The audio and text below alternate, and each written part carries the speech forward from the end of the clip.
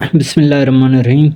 आज हम world geography की एक लेक्चर सीरीज़ स्टार्ट करने जा रहे हैं और आज हमारा सबसे पहला लेक्चर है।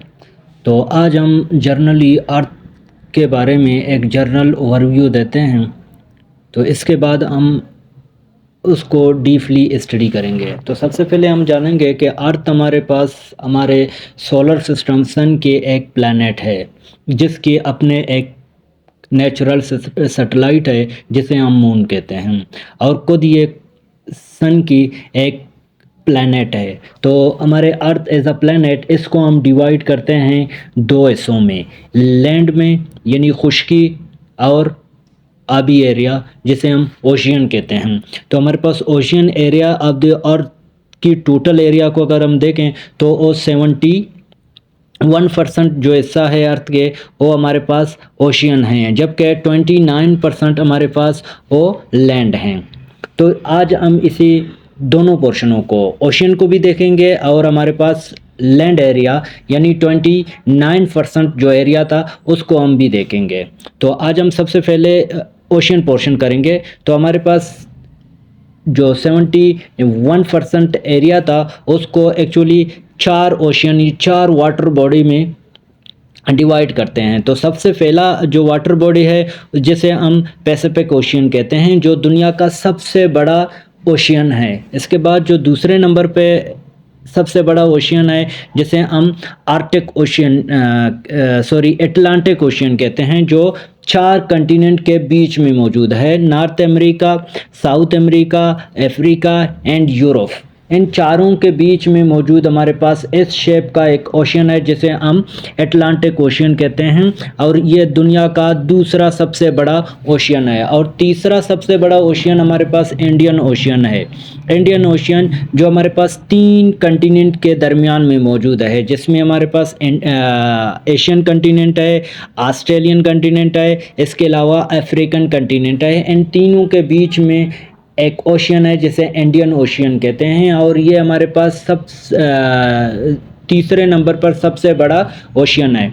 जबकि चौथे नंबर पर सबसे बड़ा ओशियन हमारे पास है वो सदर्न ओशियन है, जो हमारे पास सदर्न पोल की तरह मौजूद है। इसके बाद हमारे पास सबसे छोटा ओशियन जो है जिसे हम आर्कटिक ओशियन कहते हैं वो नॉर्दर्न पोल की तरह मौजूद है।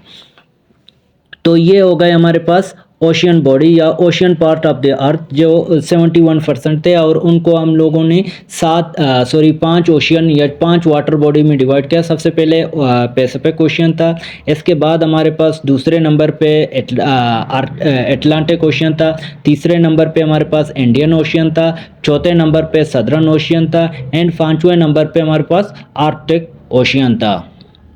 तो इसके बाद हम लैंड पोर्शन की तरह आते हैं, जो 29% एरिया ऑफ द अर्थ है उसको हम लोगों ने 7 हिस्सों में, 7 कंटिनेंट में डिवाइड किया गया है on the basis of their location and geography. तो सबसे पहला जो हमारे पास कंटिनेंट है इसे हम एशिया कहते हैं, एशियन कंटिनेंट, जो कि भाई एरिया की बात करें तो ये दुनिया का सबसे बड़ा कंटिनेंट है।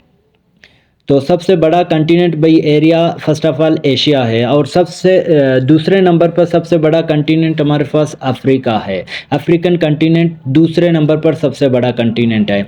भाई एरिया की बात करें तीसरे नंबर पे सबसे बड़ा कंटिनेंट हमारे पास नॉर्थ अमेरिका है और चौथे नंबर पे हमारे पास साउथ अमेरिका है। पांचवें नंबर पर सबसे बड़ा कंटिनेंट भाई एरिया की बात करें तो हमारे पास एंटार्क्टिका है और पांचवें नंबर पे हमारे पास छठे नंबर पे हमारे पास आता है ऑस्ट्रेलियन कंटिनेंट, जो कि भाई एरिया छठे नंबर पे आता है। और सबसे छोटा कंटिनेंट भाई एरिया की बात करें तो वो यूरोप है। तो दूसरी तरफ अगर हम पॉपुलेशन आबादी की तरह इनको देखें तो हमारे पास सबसे बड़ा कंटिनेंट एशिया है। एशिया सबसे बड़ा कंटिनेंट है of the world of the earth by population. क्योंकि उसके अंदर दो कंट्रीज़ ऐसे हैं जो दुनिया के सबसे बड़े आबादी रखने वाला कंट्रीज़ हैं। उनमें इंडिया है और दूसरे नंबर पे हमारे पास चाइना है, जो कि इसी कंटिनेंट यानी कंटिनेंट एशिया में पाए जाते हैं। इसी वजह से इनकी पॉपुलेशन बाकी 6 कंटिनेंटों से ज़्यादा है, या दुनिया के सबसे बड़ा पॉपुलेटेड कंटिनेंट है। और दूसरे नंबर पर भाई पॉपुलेशन कंटिनेंट जो है हमारे पास अफ्रीकन कंटिनेंट है। और तीसरे नंबर पे यूरोप जो है वो सबसे बड़ा कंटिनेंट है भाई पॉपुलेशन, जो तीसरे नंबर पे आता है। और चौथे नंबर पे कंटिनेंट हमारे पास नॉर्थ अमेरिका आता है। और पांचवें नंबर पर साउथ अमेरिका है, जो कि पांचवें नंबर पर सबसे बड़ा कंटिनेंट है।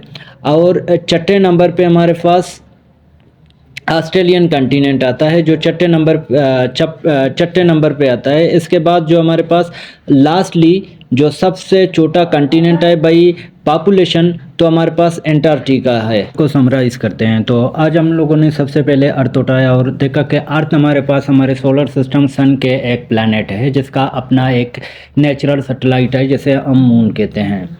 इसके बाद हम लोगों ने देखा कि अर्थ को हम लोगों ने 2 पोर्शनों में डिवाइड कर लिया। सबसे पहले हमारे पास वाटर एरिया या वाटर बॉडी, और दूसरा जो हमारे पास लैंड एरिया था। तो हम लोगों ने देखा कि हमारे पास जो वाटर बॉडी था वो ऑलमोस्ट 71% हमारे पास पूरे अर्थ का एरिया कवर कर रहा था, जबकि लैंड एरिया जो हमारे पास 29% था।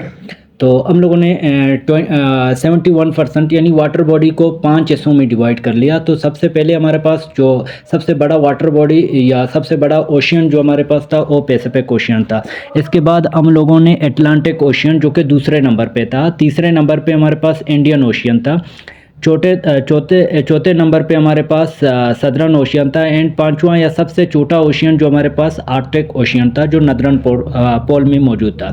इसके बाद हम लोगों ने लैंड एरिया पढ़ लिए थे। लैंड एरिया जो हमारे पूरे अर्थ का 29% एरिया कवर कर रहा था, उसको हम लोगों ने 7 हिस्सों में डिवाइड कर लिया, जैसे हम लोगों ने कंटिनेंट का नाम दिया था।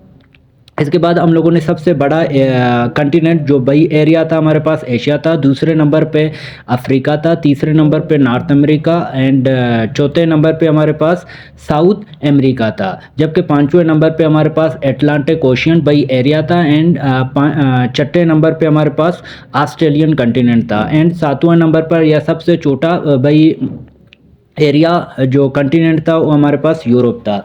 फिर हम लोगों ने बाई पॉपुलेशन या पॉपुलेशन वाइज हम लोगों ने कंटिनेंट को देखे थे। तो सबसे पहले हमारे पास ये सबसे बड़ा कंटिनेंट बाई पॉपुलेशन जो हमारे पास था वो एशिया था। इसके बाद दूसरे नंबर पे हमारे पास अफ्रीका था। तीसरे नंबर पे हमारे पास यूरोप था। एंड चौथे नंबर पे हमारे पास नॉर्थ अमेरिका था।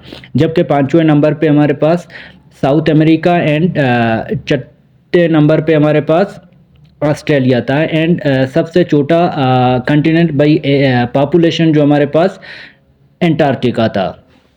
इसके बाद इंशाल्लाह हम लोग हर एक कंटिनेंट को अलग अलग पढ़ेंगे। उनको एक या दो लेक्चर सीरीज़ों में हर एक कंटिनेंट को उठा के पढ़ेंगे। तो हम हर एक कंटिनेंट को उठाएंगे और उसको हम लोग 4 हिस्सों में तकरीबन डिवाइड करते हैं। सदर्न पार्ट में एंड नदरन पार्ट में, फिर हम ईस्टर्न एंड वेस्टर्न पार्ट में जिस एरिया में जो कंट्रीज़ आ रहे होते हैं उनको हम अलग अलग पढ़ेंगे। इनका कैपिटल पढ़ेंगे। इसके अलावा हम लोग उनके अंदर जितने भी माउंटेन रेंज मौजूद होते हैं, जितने आइलैंड मौजूद होते हैं, जितने हमारे पास लेक्स मौजूद होते हैं, जितने हमारे पास प्लेटो मौजूद होते हैं, जितने डिज़र्ट मौजूद होते हैं, यानी हम एक साथ हम वर्ल्ड मैप की या वर्ल्ड मैप सीरीज़ में हम उसका पॉलिटिकल मैप और हम उसका फिजिकल मैप एक साथ करेंगे। तो इंशाल्लाह अगले वाले वीडियो में हम एशिया को उठाएंगे और एशिया को हम लोग डिवाइड करके उसके बहुत पॉलिटिकल एंड फिजिकल मैप दोनों एक साथ करेंगे। Thank you for watching.